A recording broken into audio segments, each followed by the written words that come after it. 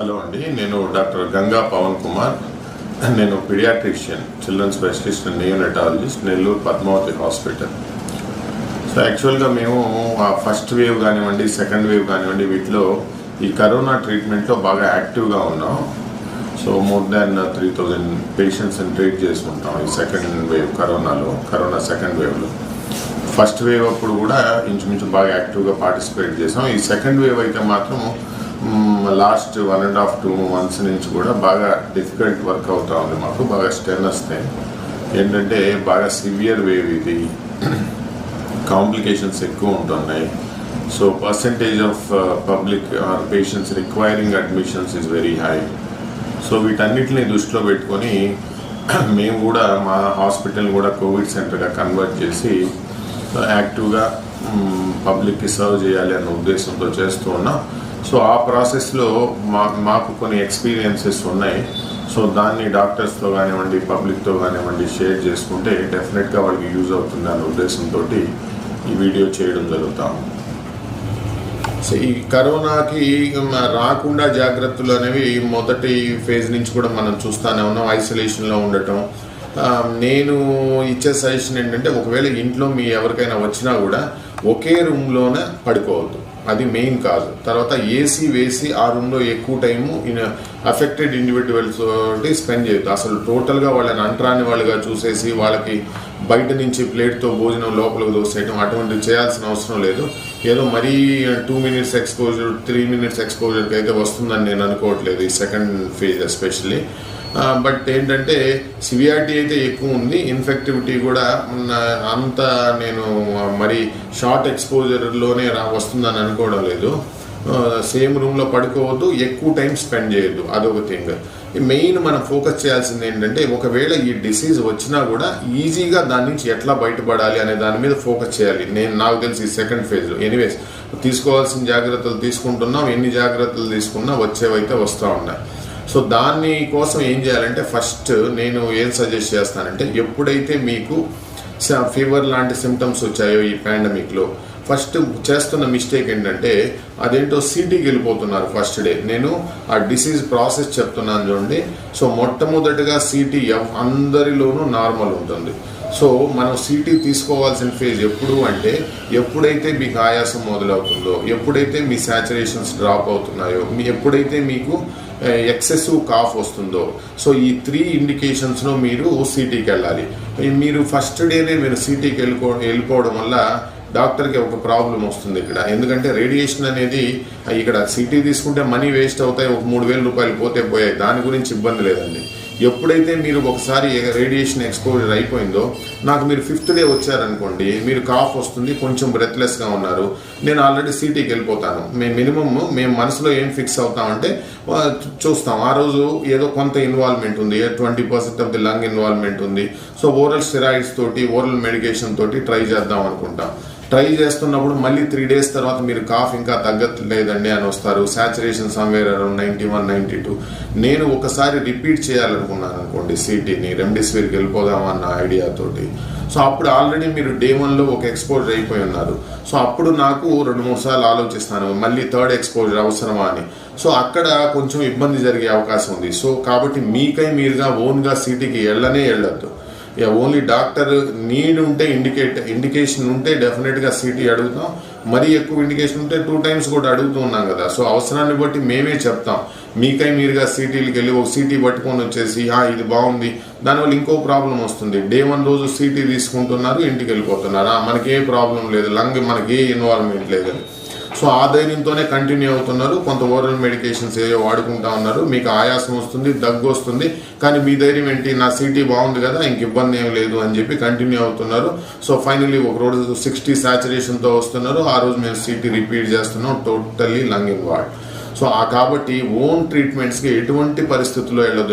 ఏముందిలే, సింపులే కదా, ఆ డాక్టర్ అదే కదా పెట్టేది, ఈ డాక్టర్ అదే పెట్టేది, దాని వెనకాల చాలా థింకింగ్ ఉంటుంది. దాన్ని మీరు అర్థం చేసుకోవాలి.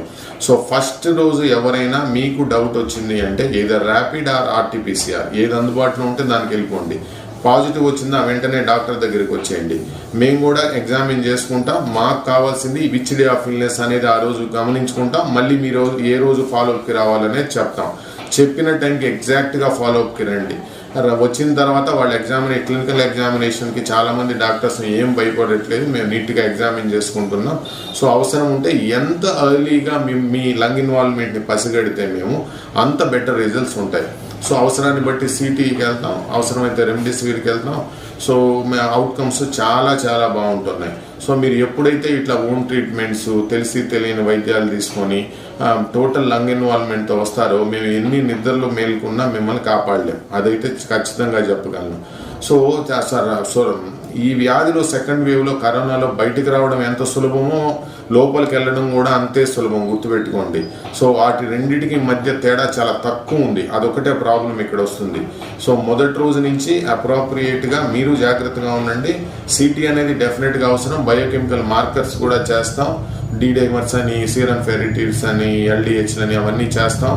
తర్వాత టోటల్ కౌంట్ని చూసుకుంటాం, తర్వాత లింఫోసైట్ కౌంట్ని చూసుకుంటాం. ఈ పారామీటర్స్ని బట్టి మీరు ఇంప్రూవ్మెంట్ సైడ్ వెళ్తున్నారా బ్యాక్ వెళ్తున్నారా అనేది చాలా క్లోజ్ అబ్జర్వేషన్లో మానిటర్ చేస్తాం. నేనైతే దగ్గర ఫర్ ఎగ్జాంపుల్ నా హోమ్ టౌన్లో ఉన్న పేషెంట్స్ని ఇంచుమించి ఆల్టర్నేట్ డే రమ్మంటున్నాం, అవసరమైతే డైలీ కూడా రమ్మంటున్నాం, మరీ అవసరమైతే మార్నింగ్ అండ్ ఈవినింగ్ కూడా రమ్మంటున్నాం ఓపీ బేసిస్లో. సో ఎప్పుడైతే వీళ్ళు ఏదో వర్సన్ అవుతున్నారు అనుకుంటున్నామో ఇమ్మీడియట్గా మేము అగ్రెసివ్ ట్రీట్మెంట్కి వెళ్ళిపోతున్నాం, remdesivir, steroids, newer molecules, everything. So అట్లా చేస్తే ఫెటాలిటీ రేట్ అంటే మరణాన్ని చాలా వరకు తగ్గించగలుగుతున్నాం. దాన్ని మనసులో పెట్టుకొని దానికి తగ్గట్టుగా డెఫినెట్గా మీరు కూడా అర్థం చేసుకోండి డిసీజ్ని. ఫస్ట్ ఇదేదో మొదటి రోజే ప్రాబ్లం ఇచ్చే డిసీజ్ కాదు.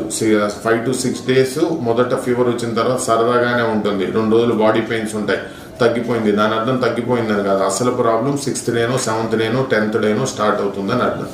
రొటీన్గా 6th to 10th డేలో ప్రాబ్లం స్టార్ట్ అవుతుంది, దాన్ని త్వరగా ఐడెంటిఫై చేసుకోవాలి, appropriate treatment. First of all first వేవ్కి సెకండ్ వేవ్కి కరోనాలో డిఫరెన్సెస్ ఏంటి అనేది చెప్తాను. ఫస్ట్ వేవ్ యంగ్ ఇండివిజువల్స్ అంటే less than 30-35 అంటే ధైర్యంగా ఉండేవాళ్ళం, ఇబ్బంది ఏం లేదులేండి, వీళ్ళకి మ్యాక్సిమం 3-4 డేస్లో పోతుంది, పెద్ద కాంప్లికేషన్స్ అవసరం రావు, హాస్పిటల్ అడ్మిషన్ అవసరం అవ్వకపోవచ్చు, మోస్ట్లీ ఆ ఒపీనియన్లో ఉండేవాళ్ళు. సో సెకండ్ వేవ్ ఇనిషియల్ ఫేజ్లోనే నేను కొంతమంది young individuals very severe disease రావడం, తీవ్రంగా అఫెక్ట్ అవడంతో ఏంటి ఇదేదో డిఫరెంట్గా బిహేవ్ చేస్తుంది అన్న ఒపీనియన్లోకి 1.5-2 months బ్యాకే వెళ్ళామండి. వెళ్ళిన తర్వాత దానిలో కొన్ని బయోకెమికల్ పారామీటర్స్ అని ఉంటాయి, సిటీ స్కాన్స్ అని ఉంటాయి. సో వాటిలో అసలు యాక్చువల్గా ఇప్పుడు సెకండ్ వేవ్లో ప్రాబ్లం ఇచ్చే సిటీ ఫిల్మ్స్కి ఫస్ట్ వేవ్లో సిటీ ఫిల్మ్స్కి అసలు కంపారిజనే ఉండట్లేదు. అంటే డాక్టర్స్ మా పరిభాషలో ఏంటంటే కన్సాలిడేషన్స్ లాగా వస్తున్నాయి కొన్ని సిటీస్, అంటే టోటల్ లంగ్ మొత్తం ఇన్వాల్వ్ అయిపోయి ముద్దలుగా ఉండటం. సో ఇట్లాంటి ఇంత తీవ్రమైన లంగ్ డిసీజెస్ ఏంటి అన్న ఉద్దేశంతో కొంచెం చాలా జాగ్రత్తగా లాస్ట్ 2 months నుంచి చూస్తూ ఉండగా మాకు అనిపించింది ఏంటంటే ఫస్ట్ వేవ్ కంటే సెకండ్ వేవ్ చాలా తీవ్రంగా ఉంది. ఇంచుమించు నా ప్రకారం అయితే 5 to 6 times మోర్ సివియర్. అంటే హాస్పిటల్ అడ్మిషన్స్ అవసరం అయ్యే, అంటే ఫర్ ఎగ్జాంపుల్ 100 cases తీసుకున్నాం, వాటిలో లాస్ట్ టైం మనం ఫర్ ఎగ్జాంపుల్ 5 casesని అడ్మిట్ చేయాల్సిన అవసరం వచ్చిందంటే ఇప్పుడు 15-20 అవసరం అవుతా ఉన్నాయి. అడ్మిషన్ అవసరం కూడా కాదు, ఇక్కడ ఇంకో ప్రాబ్లం ఏంటంటే అడ్మిషన్ చేసిన తర్వాత కూడా హాస్పిటల్లో వాళ్ళు ఇచ్చే కాంప్లికేషన్స్, సో వాళ్ళకి ఇవ్వాల్సిన కేర్ కూడా compare to first wave second wave is very high. Second వేవ్లో ఇంకోటి ఏంటంటే ఫస్ట్ వేవ్లో ఫస్ట్ యూరోపియన్ కంట్రీస్, అమెరికా అవన్నీ అఫెక్ట్ అయ్యి నెక్స్ట్ మనకు వచ్చాం. సో దాంతో వాళ్ళ ఎక్స్పీరియన్సెస్ని మనకి షేర్ చేశారు, మనం వాటి గైడ్లైన్స్ ప్రకారం కొంతవరకు వెళ్ళి డెఫినెట్గా సక్సెస్ అయ్యాం. సెకండ్ వేవ్ వచ్చేపాటికి ఫస్ట్ ఎఫెక్ట్ అయింది ఇండియా ఇందులో. సో ఇక్కడ మనము మన గైడ్లైన్స్, మన నాలెడ్జ్ని ఇంప్రూవ్ చేసుకోవాల్సిన డెఫినెట్ నెసెసిటీ ఉంది. సో ఎప్పుడైతే మేము మొదట్లో అసలు లాస్ట్ 1.5 month బ్యాక్ ఈ అడ్మిషన్ రేట్ హై అవ్వడం ఇవన్నీ చూసాము. సో లాస్ట్ టైం లాగా అంత సింపుల్గా ఉంటే ఇది కుదిరేలాగా లేదు అన్న ఒపీనియన్కి వచ్చాం. లాస్ట్ 30 days నుంచి మేము ఏం చేసామంటే ఆ సివియారిటీని గమనించిన తర్వాత రొటీన్ లాస్ట్ టైం ప్రోటోకాల్కి ఏం చేసామంటే ఈసారి బ్యారిసిటినిబ్ అనే ఒక మాలిక్యూల్ ని యాడ్ చేయడం జరిగింది. సో అవేంటంటే మేము అర్థం చేసుకున్నది ఏంటంటే మా ఇన్వెస్టిగేషన్స్, సిటీ స్కాన్స్ వీటి ప్రకారం మా సెంటర్లో ఈ సైటోకైన్ స్ట్రోమ్ అనేది ఒకటి ఐడెంటిఫై చేసాం ఫస్ట్ వేవ్లో. సో అది చాలా తీవ్రంగా ఉంది ఇక్కడ. For example day before yesterday తీసిన సిటీకి ఇవాళ తీసిన సిటీకి అసలు సంబంధం ఉండట్లేదు. సో డే బిఫోర్ ఎస్టర్డే ఒక పేషెంట్ సిటీ చూసి బయోకెమికల్ పారామీటర్స్ చూసి క్లినికల్ ఎగ్జామినేషన్ అయ్యాక పర్లేదు లేండి ఇంటి దగ్గరే ఉండొచ్చు అని చెప్పిన తర్వాత విత్ ఇన్ 24 to 48 hours అసలు పేషెంట్ విపరీతమైన టెకిప్నియా అంటే విపరీతమైన ఆయాసంతో రావడం, చాలా సిక్లుక్తో రావడం, ఇట్లాగంతా కొంత చూశాక ఓహో ప్రాబ్లీ మన ఫస్ట్ వేవ్ కంటే చాలా అగ్రెసివ్గా వెళ్ళాల్సినట్టుంది, మా పారామీటర్స్లో కూడా సైటోకైన్ స్ట్రోమ్ చాలా ఎక్కువ ఉంది అనేది అర్థమైంది. సో దాన్ని కంబ్యాట్ చేయడం కోసం మేము ఏం చేసామంటే న్యూ ఇయర్ మాలిక్యూల్స్ని వాడడం జరిగింది.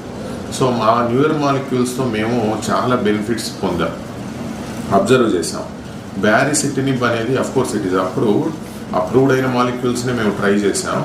బ్యారిసిటినిబ్ అనేది వాడిన తర్వాత మాకు ఆ రెస్పాన్స్ అనేది చాలా క్విక్గా, ఫర్ ఎగ్జాంపుల్ అంటే ఇందులో కూడా పేషెంట్స్కి అవగాహన కోసం ఎందుకు చెప్తున్నానంటే ఒక ఎస్పెషల్లీ డే ఆఫ్ ఇల్నెస్ అనేది చాలా ఇంపార్టెంట్ అండి, నాట్ డే ఆఫ్ ఎగ్జామినేషన్. అంటే ఫర్ ఎగ్జాంపుల్ మీకు ఫీవర్ ఈరోజు స్టార్ట్ అయింది, 4-5 రోజులు మామూలు ఫీవర్లే అనుకుంటున్నారు, వెరీ మిస్కన్సెప్షన్, టైఫాయిడ్ పాజిటివ్ వచ్చింది ఇందులో అనేది వెరీ కామన్ థింగ్ చెప్తున్నారు.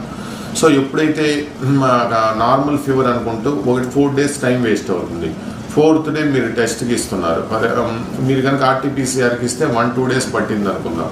సో 6th day మీకు ఇల్నెస్ ఉంది అనేది అర్థం అవుతుంది. సో ఆ 6th day మీరు ఏం చేస్తున్నారు అంటే కొంతమంది 6th day ఏం చేస్తున్నారు, ఏదో కొన్ని అప్రూవ్డ్ కిట్స్ ఆ మెడిసిన్స్ వాడుతున్నారు, తగ్గిపోతులే అనుకుంటున్నారు. సో 10th dayకి ప్రాపర్ డాక్టర్ దగ్గరికి వస్తున్నారు. 10th day సిటీ తీసేపటికి అసలు టోటల్ లంగ్ అంతా ఇన్వాల్వ్ అయ్యి ఉండటం అవన్నీ గమనిస్తూ ఉన్నాం.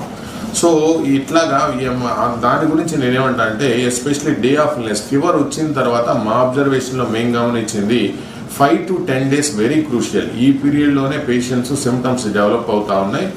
సో ఇందులో ట్రీట్మెంట్లో సక్సెస్ మేము ఎప్పుడు ఎక్కువ సాధించగలిగామంటే మాకు గనక ఏదైనా పేషెంట్లో లంగ్ ఇన్వాల్వ్ అవుతా ఉంది అన్న విత్ ఇన్ 24 to 48 hours ఎవరైనా పేషెంట్ మా దగ్గరకు వస్తే అది ఎంత సివియర్ ఇల్నెస్ అయినా వాళ్ళని బయటికి లాగగలిగాం. ఎవరితోటి మేము సక్సెస్ సాధించలేకపోయామంటే ఇట్లాగా 10th day 11th day రావటం, సిటీలో ఫర్ ఎగ్జాంపుల్ ఇప్పుడు మా దగ్గర ప్రజెంట్ అయిన ఒక పర్సన్ స్కోరు అంటే ఇంకొక పబ్లిక్ ఓన్లీ సిటీ స్కోర్ అనే దాన్ని మేము అసలు క్రైటీరియాగా తీసుకోలేదండి. మాకు వేరే పారామీటర్స్ ఎంత % ఆఫ్ ది లంగ్ ఇన్వాల్వ్ అయింది, ఎంత ఒపాసిటీస్ ఉన్నాయి, ఓకే ఆ ఇంటెన్సిటీస్ ఎంత ఎక్కువ ఉన్నాయి, వాటన్నిటిని బేస్ చేసుకొని మేము గమనించింది ఏంటంటే సో లంగ్ ఇన్వాల్వ్మెంట్ అయిన 24 to 40 hours లోపల వస్తే అది ఎంత సిటీ స్కోర్ అయినా కానీ వాళ్ళని బయటికి లాగగలిగాం. సెకండ్ అబ్జర్వేషన్ మాది ఏంటంటే క్లినికల్ ప్రజెంటేషన్. ఫర్ ఎగ్జాంపుల్ ఆయనకి లంగ్ ఇన్వాల్వ్మెంట్ బాగా ఉన్నా, సిటీ ప్రకారం చాలా ఎక్కువ డిసీజ్ ఉన్నా మన దగ్గర ప్రజెంట్ అయినప్పుడు పేషెంట్ బాగా అంత ఎక్కువ ఆయాసం ఉండట్లేదు, సాచురేషన్స్ కూడా ఆక్సిజన్ లేకుండా 84 మినిమం 84, 82, 80 to 85 మధ్య ఆ మాత్రం ఉన్న పేషెంట్లను అయితే కష్టపడినా కానీ బయటికి లాగగలిగాం న్యూ ఇయర్ మాలిక్యూల్తో. ఇంకొక న్యూ ఇయర్ మాలిక్యూల్ మేము వాడింది ఏంటంటే బెవాసిజిమాబ్ అనేది. సో ఇది tocilizumab even though it is approved, మనకు అవైలబిలిటీ లేదు కాబట్టి మేము ఆల్టర్నేట్ మాలిక్యూల్ని చూజ్ చేసాం. సో అది ప్రాబబ్లీ ఏఆర్డిఎస్ని అనే మెడికల్ పరిజ్ఞానంలో ఏఆర్డిఎస్ని ప్రివెంట్ చేస్తుంది, నియోవాస్కులరైజేషన్ని ప్రివెంట్ చేస్తుంది. So whatever it is mechanism of action అయితే ఎగ్జాక్ట్గా ఇందులో చెప్పలేం కానివ్వండి. డెఫినెట్గా బెవాసిజిమాబ్తో మేమైతే we have used in 7 patients, we could save 5 out of 7. అంటే వెరీ సిక్ కేసెస్ అండి అవి, వెరీ సిక్ కేసెస్ కూడా. అంటే నేను వెరీ సిక్ కేసెస్ క్రైటీరియా ఏంటంటే ఆల్మోస్ట్ కొలాప్స్ అయిన పేషెంట్స్ అంటే హాస్పిటల్లో బ్రాడీ వచ్చేసి మేము రివైవ్ చేయాల్సి వచ్చింది హైపాక్సియాతో, అంటే SpO2 లెవెల్స్ లెస్ దాన్ 40-30 ఉండడం. సో అట్లా ఉన్న వాళ్ళని ఇన్వేజివ్ వెంటిలేషన్ అనే దానికి వెళ్ళాం. ఇన్వేజివ్ వెంటిలేషన్తో చేశాక బెవాసిజిమాబ్, బ్యారిసిటినిబ్ అనే 2 మాలిక్యూల్స్ని రొటీన్ రెమ్డెసివిర్కి రొటీన్ కేర్కి కలిపాం. సో ఇవి కలిపిన తర్వాత మాకు సక్సెస్ రేట్ అయితే బాగా అనిపించింది. మేము దీన్ని షేర్ చేయడం కోసం మా కొలీగ్స్కి కానివ్వండి, పబ్లిక్కి కానివ్వండి కొంత అవేర్నెస్ మా సైడ్ నుంచి, ఎందుకంటే ఇక్కడ మనమే ప్రోటోకాల్స్ తయారు చేసుకోవాలి. ఇప్పుడు ఇంకొక అబ్జర్వేషన్ మేము చేసింది ఏంటంటే గమనించాను, ఇనిషియల్ 20 days నేను గమనించాను, ఎంత జాగ్రత్తగా గమనిస్తున్నా కూడా ప్రతి 100లో ఇంచుమించుగా 10 members అడ్మిషన్కి వచ్చేస్తున్నారు. ఎంత అంటే నేను క్లోజ్ ఫాలో అప్ పెట్టానండి. ఫర్ 24 to 48 అవర్స్కే రండి, ప్రతిదీ చూస్తుందాం అన్నప్పుడు ఎర్లీగా పికప్ చేస్తున్నాం, అడ్మిషన్ రేట్ ఎక్కువ అవుతా ఉంది. సో అసలు ఇంతమంది అడ్మిషన్స్ని మనం హ్యాండిల్ చేయలేము అన్న తర్వాత మేమేం చేసామంటే బ్యారిసిటినిబ్ కోసం ట్రై చేసాం. అది ఇంపోర్టెడ్ మాలిక్యూల్, అంటే స్పెయిన్లోనో ఎక్కడో ఉంది, మన దగ్గర అప్పటికి లేదు. సో మేము దానికి ఆల్టర్నేట్గా ఏం చేసామంటే టొఫాసిటినిబ్ అనే ఒక మాలిక్యూల్ యూజ్ చేయడం జరిగింది. అది ఏం చేసామంటే మేము Day 1 నుంచే 5 mg BD అనే దాంతో నా దగ్గర ప్రజెంట్ అయిన Day 1 నుంచే స్టార్ట్ చేశాక నేను అబ్జర్వ్ చేసింది ఏంటంటే అడ్మిషన్స్ అవసరమైన పర్సెంట్ బాగా రిడ్యూస్ అయింది. అంతకుముందు for example 10 to 15 out of 100 admission నా ఓపీకి వచ్చిన వాళ్ళని. తర్వాత మెల్లగా ఏమైంది, నా దగ్గర అడ్మిషన్స్ ఎవ్వరూ నా దగ్గర ఓపీకి వచ్చిన వాళ్ళు ఉండట్లేదు. బయట నుంచి వేరే సివియర్ కేసెస్గా వచ్చిన వాళ్ళు, బయట ట్రీట్మెంట్ తీసుకొని రెస్పాన్స్ లేని వాళ్ళు వస్తున్నారు. సో నేనేం అబ్జర్వ్ చేశానంటే డెఫినెట్గా ఈ టొఫాసిటినిబ్ అనేది మొదటి రోజు నుంచి కనుక వాడినట్లయితే చాలా వరకు అడ్మిషన్స్ని ప్రివెంట్ చేస్తుంది. ఒకవేళ కొంతమందిలోనో లంగ్ ఇన్వాల్వ్మెంట్ ఉంటే మ్యాక్సిమం వాళ్ళ స్కోర్ 8, లోవర్ లోబ్స్ ఇన్వాల్వ్ అవ్వడం, కాఫ్ కొంచెం ఉండడం, అటువంటివి అడ్మిషన్ వరకు వెళ్ళట్లేదు. ఎవరైనా అడ్మిషన్ అవసరం చేసామంటే మ్యాక్సిమం 10 to 12 స్కోర్తోనే అడ్మిట్ చేసాం. లంగ్ ఇన్వాల్వ్మెంట్ కూడా తక్కువ ఉండింది. సో చాలా ఈజీగా వాళ్ళని బయటికి లాగలిగాం. సో మా అబ్జర్వేషన్స్లో ఏంటంటే డెఫినెట్గా ఈ టొఫాసిటినిబ్ అనేది మొదటి నుంచి వాడితే కొంతవరకు డెఫినెట్గా సివియారిటీని తగ్గిస్తుంది అనేది మేము అబ్జర్వ్ చేసాం. తర్వాత ఈవెన్ అవుట్కమ్స్ కూడా చాలా బెటర్గా ఉన్నాయని గమనించాం. బ్యారిసిటినిబ్ అండ్ బెవాసిజ్మాబ్ అనేది మేము ఓన్లీ 7 పేషెంట్స్లో వాడాం. దాన్ని కూడా మేము బాగానే యూస్ఫుల్ ఉంది అన్నట్టు మేము ఐడెంటిఫై చేసాం. తర్వాత రేషనల్ యూజ్ ఆఫ్ స్టెరాయిడ్స్, అంటే ఫస్ట్ ఫేజ్లో చాలా తక్కువ వాడాం డోసెస్. ఇక్కడ తక్కువ ఎందుకంటే సిఆర్పీస్ అనేవి కొంతమంది పేషెంట్స్లో 190, 200 ఇవన్నీ కూడా indicating severity of the cytokine Storm. So దానికోసం అని చెప్పి స్టెరాయిడ్ డోసును కొంచెం హైకప్ చేయడం, కొంత స్టెరాయిడ్ని 24 ఫస్ట్ మేము పెట్టుకున్న పాలసీ ఒకటే అండి. ఎప్పుడైనా మన దగ్గరికి ఎనీ పేషెంట్ రిక్వైరింగ్ అడ్మిషన్ అంటే ఇమ్మీడియట్గా with all the measures we have to stop that cytokine Storm. దాన్ని వీలైనంత 24 అవర్స్లో దాన్ని ఆపేయాలి. తర్వాత అప్పుడే మనకు ఆ లంగ్ ఇన్వాల్వ్మెంట్ అనేది ఫర్దర్ ప్రోగ్రెషన్ ఆపాలి. ఫస్ట్ మన ఎయిమ్ అది. సో దానికోసం మొదట 24 to 48 అవర్స్ అయితే చాలా అగ్రెసివ్గా వెళ్తున్నాం. Let it be in the doses of steroids, అంటే స్టెరాయిడ్ కొంచెం ఎక్కువ డోసెస్లో వాడడం, లేదు కొంత ఇన్ఫ్యూజన్ స్టార్ట్ చేయడం, బ్యారిసిటినిబ్, టొఫాసిటినిబ్ వాడడం. సో ఇట్లాగా కొంచెం అగ్రెసివ్గా వెళితే మాకేమైందంటే వర్స్ట్ కేసెస్ను కూడా స్టెబిలైజ్ చేయగలుగుతా ఉన్నాం.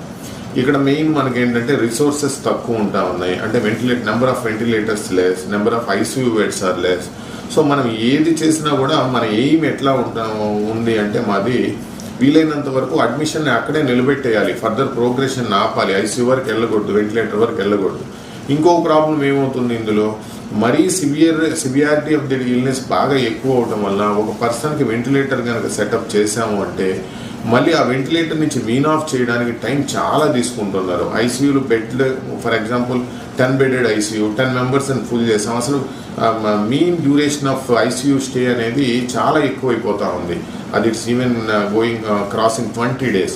సో అట్లా ఉన్నప్పుడు ఏంటంటే మన ఐసీయూలో సెన్సెస్ని మనం పెంచలేము. అంటే every day it will be full, but finally the number of patients you are saving in your ICU will come down. So దానికోసం ఏం చేస్తున్నామంటే మొదట ప్రజెంటేషన్ 48 days మాత్రం మేము ఎవ్రీడే నా దగ్గర ఇన్ పేషెంట్స్ కూడా వాళ్ళు they are happy for that. Initial 48 hours చాలా అగ్రెసివ్గా ఉంటున్నాం. Minimum once in every 2 hours rounds తీసుకుంటున్నాం. Clear cut clinical examination. నా ఎక్స్పీరియన్స్లో నేను గమనించింది ఏంటంటే సిటీకి ఇంచుమించుగా ఈక్వల్గా ఉంటుంది clinical examination assessment, especially inter scapular and then infrascapular ఏరియాస్లో క్రెపిటేషన్స్ కనుక గమనిస్తే ఎగ్జాక్ట్గా మనకు సిటీతో కొరిలేట్ అవుతూ ఉంటుంది. సో క్లినికల్ ఎగ్జామినేషన్ చేసుకుంటూ స్టెరాయిడ్స్ ఇంకొక చిన్న ప్రాబ్లం ఈ సెకండ్ ఫేజ్లో ఏం అబ్జర్వ్ చేసామంటే స్టెరాయిడ్స్ కొంచెం హైకప్ చేసి వాడాల్సి వస్తుంది. సో అటువంటి సిచ్యువేషన్స్లో డయాబెటిక్ కీటోసిస్ను కూడా కొంచెం ఎక్కువగానే చూసాం. సో దాన్ని ఎర్లీగా ఐడెంటిఫై చేసుకోవటం. మాకు డీకేఏలో ఎర్లీ ప్రజెంటేషన్ ఎట్లుంటుందంటే పేషెంట్ కొంచెం డిహైడ్రేట్ అయినట్టుగా, అంటే మనం డీకేఏలో టోటల్ ల్యాండ్ అప్ అయ్యే కంటే ముందే సస్పెక్ట్ చేస్తున్నాం. సో కొంచెం షుగర్స్ కంట్రోల్ కూడా కొంచెం అగ్రెసివ్గా ఉండి స్టెరాయిడ్స్ కొంచెం హై డోస్లో వెళ్ళాల్సి వస్తుంది. 48 hours కనుక అగ్రెసివ్గా ఉంటే చాలా వరకు అవుట్కమ్స్ బెటర్గా ఉంటున్నాయి అనేది నా ఒపీనియన్. టొఫాసిటినిబ్ అనేది మాత్రం నేను బాగా యూస్ఫుల్, పారాసిటినిబ్ అండ్ టొఫాసిటినిబ్ని మంచి యూస్ఫుల్ ఉన్న మాలిక్యూల్ అనుకుంటున్నాను ఈ సెకండ్ వేవ్లో. అడ్మిషన్ రేట్స్ని అయితే బాగా తగ్గిస్తుంది, తర్వాత హాస్పిటల్ మీద బర్డెన్ కూడా బాగా తగ్గే ఛాన్స్ ఉంది ఇది అందరు కనుక వాడటం మొదలెడితే. తర్వాత ఈ వ్యాక్సిన్ వేసుకున్న తర్వాత డిసీజ్ వచ్చింది అనేది వెరీ కామన్గా వింటున్నామండి. అదేం లేదు, just that is a simple coincidence అంతే. ఎందుకంటే మనం ఇచ్చేవి కిల్డ్ వ్యాక్సిన్స్, ఎటువంటి పరిస్థితుల్లో దాని ద్వారా డిసీజ్ వచ్చే ఛాన్సే లేదు. దాన్ని అయితే క్లియర్గా ఐడెంటిఫై చేసుకోవాలి. ఫర్ ఎగ్జాంపుల్ వ్యాక్సిన్ తీసుకున్న తర్వాత 24 to 48 hours simple febrile reaction ఉండొచ్చు, లో గ్రేడ్ ఫీవర్స్ అట్లాగే ఉంటాయి, బాడీ పెయిన్స్ ఉంటాయి. సో అంతేగాని దాని తర్వాత ప్రాబబ్లీ 3 days తర్వాత ఇప్పుడు ఉండే ఇన్సిడెన్స్ ప్రకారం there is every chance that vaccinated individual also can get the disease. So 3rd day 4th day ఆయనకి నార్మల్గానే కోవిడ్ వచ్చి ఉండొచ్చు, కరోనా వ్యాధి వచ్చి ఉండొచ్చు. సో అంతేగాని దాన్ని కోవిడ్ వ్యాక్సిన్కి అయితే లింకప్ చేయొద్దు డెఫినెట్గా. అది ఎందుకు చెప్తున్నానంటే ఇది ఈ సెకండ్ వేవ్లో వ్యాక్సిన్ తీసుకున్న వాళ్ళు పాజిటివ్ వచ్చి ఉండొచ్చు, కొంతవరకు డిసీజ్ సిమ్టమ్స్ మేనిఫెస్ట్ అయ్యి ఉండొచ్చు in the form of fever అని, బాడీ పెయిన్స్ అని, కొంచెం దగ్గు అని ఉండుండొచ్చు. కానీ మీరు గనక గమనిస్తే వ్యాక్సిన్ 2 doses కనుక తీసుకొని ప్రాపర్గా తీసుకున్న వాళ్ళైతే సిక్ డిసీజెస్లో 6 stageలోకి వెళ్ళట్లేదు, సివియర్ డిసీజ్ డెవలప్ అవ్వట్లేదు. కాబట్టి డెఫినెట్గా వ్యాక్సిన్ తీసుకోవడం అనేది అందరూ ఎంకరేజ్ చేయండి. అందరినీ మీ ఫ్రెండ్స్ని కూడా ఎంకరేజ్ చేయండి, మీ ఫ్యామిలీ మెంబర్స్కి డెఫినెట్గా వ్యాక్సిన్ అనేది ఇప్పించుకోండి. ఇంకో చిన్న ప్రాబ్లం, కోవాక్సిన్ బెటరా కోవిషీల్డ్ బెటరా అవి ఎవరికి ఇంతవరకు తెలియదు. ఏ స్టాటిస్టిక్స్ మీరు యూట్యూబ్స్లో అవన్నీ చెప్పినా కూడా అవన్నీ not proven. Anything is fine. ఫైనల్గా వ్యాక్సిన్ ఈజ్ అ వ్యాక్సిన్. ఏదో హార్డ్లీ 1 to 2% డిఫరెన్సెస్ ఉంటాయి అంతే ఒక వ్యాక్సిన్కి ఇంకో వ్యాక్సిన్కి. ఇంకొక థింగ్ ఏంటంటే ఒక డోసు కోవాక్సిన్ తీసుకొని ఇంకొక నెక్స్ట్ డోసు కోవిషీల్డ్ అట్లా తీసుకోకూడదండి. వన్స్ మీరు తీసుకోవాలి అంటే 2 doses Covaxin or 2 doses Covishield తీసుకోండి. And regarding the gap between the 2 doses, minimum dose 21 to 28 days అంటాం. అది ఈ వ్యాక్సిన్కే కాదు, ఏ వ్యాక్సిన్ కూడా డ్యూరేషన్ 2 months పెరిగింది అనుకోండి, the effect will be more better. So దాని గురించి ఏం చేయాలంటే కొంత గ్యాప్ పెరిగినా కానీ సెకండ్ డోస్ అయితే డెఫినెట్గా తీసుకోండి. 3 months అయినా ఇబ్బంది ఏం లేదు, దానికోసం కంగారు పడాల్సిన పని లేదు. అవైలబిలిటీలో ఉంటే 2 months తీసేసుకోండి, అవైలబిలిటీ లేదు కనీసం 3 months కైనా తీసుకోండి. డ్యూరేషన్ పెరిగే కొద్దీ దాని ఎఫికసీ పెరుగుతుంది, డ్యూరేషన్ పెరిగే కొద్దీ మనకి ఛాన్సెస్ ఆఫ్ సివియర్ డిసీజ్ అనేది తగ్గుతాయి. సో వ్యాక్సిన్ అయితే ఖచ్చితంగా తీసుకోండి, ఏ వ్యాక్సిన్ అయినా పర్లేదు. 2 doses తీసుకోండి, మినిమం గ్యాప్ 21 to 28 days పెట్టుకోండి. గ్యాప్ పెరిగినందువల్ల వచ్చే నష్టమేం లేదు. తర్వాత డిసీజ్ వచ్చిన వాళ్ళు వ్యాక్సిన్ తీసుకోవచ్చా? సాధారణంగా డిసీజ్ వచ్చాక మన ఎందుకు తీసుకోవద్దంటాం వ్యాక్సిన్ సెకండ్ డోస్ అంటే 2 కారణాలండి. ఒకటి, డిసీజ్ వచ్చింది అంటేనే that is equivalent to or better than a vaccine. ఎప్పుడు కూడా ఒక కిల్డ్ వ్యాక్సిన్ కంటే ఒక డిసీజ్ వచ్చినప్పుడు దాని ఎఫెక్ట్స్, దాని మెమరీస్, దాని ఐజీఏ యాంటీబాడీస్ బాడీలో ఎక్కువ ఉంటాయి. సో ఒకసారి వ్యాక్సిన్ తీసుకున్నా తీసుకోకపోయినా డిసీజ్ వచ్చింది అంటే డెఫినెట్లీ మీకు ఇమ్యూనిటీ లెవెల్స్ సఫిషియెంట్గా వచ్చి ఉంటాయి. డిసీజ్ వచ్చాక కూడా ఒక 90 days తర్వాత మళ్ళీ మీరు వ్యాక్సిన్ తీసుకున్నారంటే it acts like another booster. కాబట్టి కొంత గ్యాప్ ఇవ్వాలి, ఎందుకంటే యాంటీబాడీస్ ఆల్రెడీ సర్క్యులేట్ అవుతూ ఉంటాయి మన బ్లడ్లో. మనం ఎప్పుడైతే మనం వ్యాక్సిన్ ఇస్తామో అది యాంటీజెన్ అవుతుంది. సో ఈ యాంటీబాడీస్ యాంటీజెన్ని నల్లిఫై చేస్తారు కాబట్టి దాని ఎఫికసీ అనేది ఏం ఉండదు.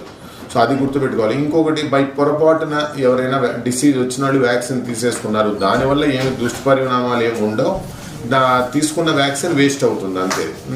హార్డ్లీ కొంత ఫీవర్ రావచ్చు, చిల్స్ రావచ్చు అంతే, అంతకుమించి ఏం పెద్ద ఎఫెక్ట్స్ ఏమి ఉండవు. సో 3rd wave గురించి ఇప్పుడు 2nd wave-లోనే ఉన్నాం, ఇంకా still we are trying to find solution for this. So 3rd wave గురించి ఇంకా ఆల్రెడీ స్టార్ట్ అయ్యే అజంప్షన్స్, అంటే ప్రాబ్లీ దాని సైంటిఫిక్ బేసిస్ ఏంటో నాకు తెలియదు ఎగ్జాక్ట్లీ. ప్రాబ్లీ ఫస్ట్ ఫేజ్లో ఓల్డ్ పీపుల్ ఎఫెక్ట్ అయ్యారు, సెకండ్ ఫేజ్లో యంగర్ ఇండివిజువల్స్ ఎఫెక్ట్ అయ్యారు, again 3rd wave the remaining children అని అంటున్నారేమో తెలియదు. But the thing is somehow children are protected నాకు తెలిసి. 2nd wave-లో కూడా ఏమంత సివియర్ డిసీజెస్ ఏం చూడలేదు. నేనైతే ఒక కిడ్నీ అడ్మిట్ చేయాల్సి వచ్చింది ఐసీయూలో. He also came out very easily and nicely. So కాబట్టి ఒకవేళ చిల్డ్రన్ని అఫెక్ట్ చేస్తుంది అన్న సస్పెషన్, ఎందుకంటే ప్రస్తుతానికి అఫెక్ట్ అవ్వని జనరేషన్ ఏజ్ గ్రూప్ అంటే ఓన్లీ వాళ్లే. సో ప్రాబ్లీ వాళ్ళకి వ్యాక్సినేషన్ అస్సలు జరగలేదు, వాళ్ళలో ఇంతవరకు ఎక్స్పోజర్ సరిగా లేదు. సో వాళ్ళు ససెప్టబుల్ గ్రూప్ ఉన్నారు ఇప్పుడు. సో ఆ దృష్టితోటి ప్రాబ్లీ థర్డ్ వేవ్లో వాళ్ళు ఎఫెక్ట్ అవుతారు అనొచ్చేమో. బట్ నేను చూద్దామండి, అది ఎగ్జాక్ట్గా చెప్పలేము. ఈ లోపలే కనుక చిల్డ్రన్కి కూడా వ్యాక్సినేషన్ ఇవ్వగలిగితే కొంతవరకు డెఫినెట్గా వాళ్ళని ప్రొటెక్ట్ చేయగలం. బ్లాక్ ఫంగస్ అనేది అగైన్ సెకండ్ వేవ్లో వస్తుంది. అది స్టెరాయిడ్స్ వలన వస్తుందా? అంత హై డోసెస్ స్టెరాయిడ్స్ అంత హై డోసెస్ ఏమి ఇవ్వరు. అయినా కూడా ఇచ్చినా కూడా వెరీ షార్ట్ డ్యూరేషన్ ఇచ్చి పల్స్ థెరపీ లాగా వెంటనే ఆపేస్తున్నాం. That is not a new practice now. So ఎప్పటి నుంచో చాలా డిసీజెస్లో వాడేది అది. అఫ్కోర్స్ స్టెరాయిడ్ వాడినప్పుడు ఫంగల్ ఇన్ఫెక్షన్ ఛాన్సెస్ ఎక్కువ ఉంటాయి. సో బ్లాక్ ఫంగస్ అనేది ప్రాబ్లీ నేను అనుకోవటం uncontrolled diabetics along with steroids ఆ ఫేజ్లో సరిగా కంట్రోల్ చేయక sugar CA 500 600 for about 1 week అట్లా ఉండి స్టెరాయిడ్స్ రిపీటెడ్గా అవసరం అవుతూ ఉంటాయి వాళ్ళకి. సో అటువంటి వాళ్ళకి probably susceptible black fungus mucormycosis కానీ అనుకుంటున్నాను. సో దాన్ని కూడా ఎర్లీగా ఐడెంటిఫై చేసుకుంటే దానికి డెఫినెట్గా ట్రీట్మెంట్ ఉంది. పోసకోనజోల్ అండ్ దెన్ యాంఫోటెరిసిన్ B ప్రస్తుతం ఉండే సెన్సిటివిటీ బాగుంది కాబట్టి సో దాన్ని కూడా ఈజీగా ఓవర్కమ్ చేయొచ్చు. కానీ స్టెరాయిడ్స్ ఒక్కటే దానికి కాజ్ అని నేను అనుకోవట్లేదు. Probably it's the part of disease. ఇంకొక కొత్త అబ్జర్వేషన్ మేము ఏం చేసామంటే, కోవిడ్లో ఇంతకుముందు ఫస్ట్ ఫేజ్లో ప్రజెంటేషన్ గ్యాస్ట్రోఎంటరైటిస్ లాగా డయేరియా అండ్ వామిటింగ్ లాగా ఉండేది. సో ఇక్కడ మేమేం అబ్జర్వ్ చేసామంటే బిఫోర్ డిశ్చార్జ్ అంటే హాస్పిటల్లో అడ్మిషన్ అయిన తర్వాత ఏ 6th డేనో 7th డేనో డయేరియా చూస్తూ ఉన్నాం. ఒక 2 to 3 days కొంచెం ఇబ్బంది పెడుతుంది. Again coming to normal state. So కొంతమందిలో బ్రెయిన్ ఇన్వాల్వ్మెంట్ చూసాము. So delirium kind of thing, పిచ్చిగా మాట్లాడడం అవి. సో ఈ కరోనానే ప్రాబ్లీ సెకండ్ వేవ్ అనేది ఆ సైటోకైన్ స్టార్మ్ వెరీ సివియర్గా ఉండడం వల్ల ప్రాబ్లీ అది ఏమైనా సైనస్ వాటన్నిటిలో కూడా మ్యూకోజల్ లేయర్స్ని వాటన్నిటిని డ్యామేజ్ చేసి or microthrombi is reason for that causing necrosis and then fungal infection ఆ ఏరియాలో వస్తుందా అనేది కూడా నాకు డౌట్ ఉంది. సో ప్రాబ్లీ స్టెరాయిడ్ ఒక రీజను. సో మైక్రోథ్రాంబై వెళ్ళి నెక్రోసిస్ కాజ్ చేసి, లేదు cytokine storm itself is causing damage to the sinus, maxillary sinus and other areas. So అట్లాగా ఏమైనా మ్యూకార్మైకోసిస్ వస్తుందా అనేది కూడా నాకు డౌట్ ఉంది. సో ఈ బ్లాక్ ఫంగస్ అనేది ప్రాబ్లీ కొంతమంది ఏదో ఇండస్ట్రియల్ ఆక్సిజన్ అది అంటున్నారు, కానీ నేనైతే అది సిగ్నిఫికెంట్ కాజ్ అనుకోవట్లేదు. ఎందుకంటే mucormycosis I have seen some cases here in our hospital, అంటే మా ENT డిపార్ట్మెంట్కి వస్తున్నాయి.